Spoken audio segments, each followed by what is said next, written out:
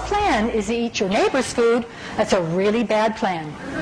Number 9, I paid tithing for 25 years. The church can give me a little food. There are members of the church who truly believe in their hearts that when the bad times come, the church is going to come through like Joseph in Egypt, and they're going to bring food to everyone and save us all. Absolutely not true.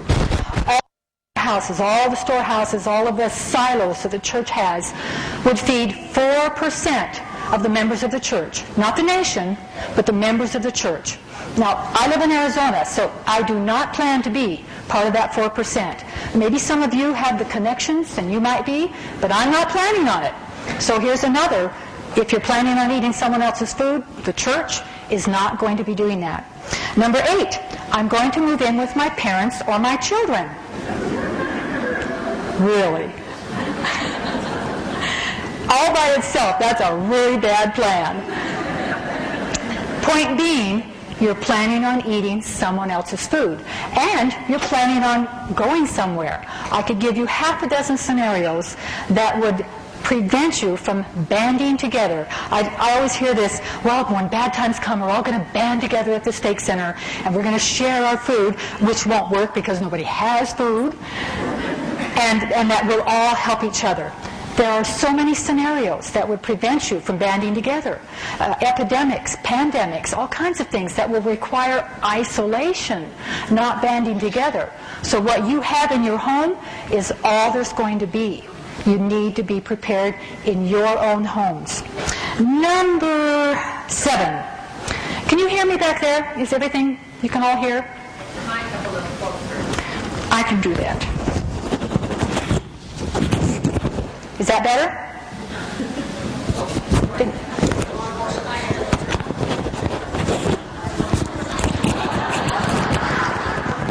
Is that better? Yeah. But I'm talking. I can talk. Oh, I love this one. I have a year's supply and the bullets to go with it. That was my son-in-law, if he likes that one. Generally, it's the kind gentleman that will come up and say, I just don't get it. It doesn't make sense to me to go to all the effort and the money to get a year's supply and then have some guy with a gun come and threaten my family or even kill my family to get that food. And I respond back and I say, are you afraid of the guy with the gun? Or are you more afraid of becoming the guy with the gun? Brothers and sisters, what would you do if you were watching your children starve to death?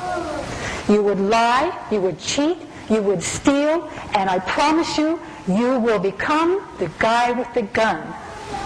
Your spiritual salvation will depend on whether or not you have your food storage. This is not just a physical law, it's a spiritual law. I promise you, there's nothing you would not do to save your child's life. Don't let it happen. All right. Everything up till now has involved eating somebody else's food. That's just not nice, guys. You're planning on eating someone else's food. The government is not storing food, your neighbors are not storing food for your family, and the church is not storing food for your family. They're asking you to store food. It behooves all of us to follow the counsel. Get your own food. And I should say, get your own food. That sounded better. All right, number 6. The boat and the four-wheelers are taking up all my storage space. Number 5. 3 letters, Y2K. Okay, that's 2 letters and a number. But the point is, you think it's not going to happen. No, it's not going to happen. Remember Y2K, nothing happened.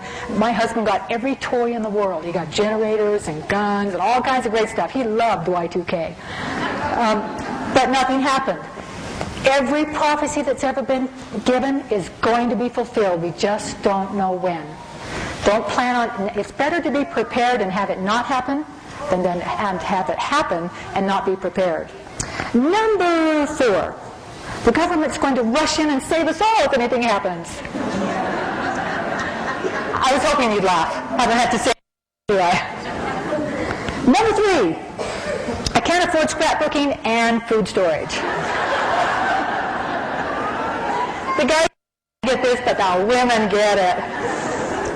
We live in the richest society in the history of the earth. The standard of living that we have is amazing. And even if you think you're poor, you are wealthy compared to most of the world. It's a matter of priorities. You have to make food storage important. You've got to want to get it, and then you will. When I asked how many of you had a cell phone, I did it so that you would turn them off. But I also wanted to show you that everybody here has a cell phone, but not everybody here has a food storage. A normal food storage with the system that I'm going to show you can cost as little as $1 a day per person. You're spending $1 a day on your cell phone. Please don't let your cell phone be more important than your family's temporal salvation. Number 2, I'm waiting for the cannery to sell Papa John's dehydrated pizza. I really am. It's going to happen. Things are moving along. I think it'll happen. We have a stigma with food storage, and we think if it isn't involving wheat and beans and powdered milk, that it's not food storage. And I'm going to show you tonight that you can think outside the box. And the subtitle of the little booklet that you have is Putting the Foods You Love into Your Food Storage. Chocolates, nuts, raisins, sweet and sour chicken, taco pie, tamale pie, chicken creole, shepherd's pie, all kinds of foods that you would never think could be in your food storage can be in your food storage.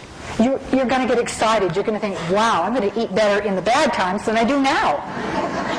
So it's just a matter of your imagination and your pocketbook are about the only thing that are going to keep you from going all out. And the number one reason why I don't have a year's supply of food. A year? I thought it was 72 hours. I remember as a girl that they wanted us to get a 2-year supply. And then it was a 1-year supply. And now they're saying, just get 3 months. Get 3 months of food, the things that you normally eat, and then get some basics. And a lot of people think if they've got a 72-hour kit, they're good. We need to be obedient. Obedience is why we're here, to learn obedience. And whether you ever eat this food or not, you have been obedient. And by obeying, you're going to teach your children that this is important. And they'll teach their children. And at some point, you will have saved your family's temporal and spiritual life by teaching them this is important.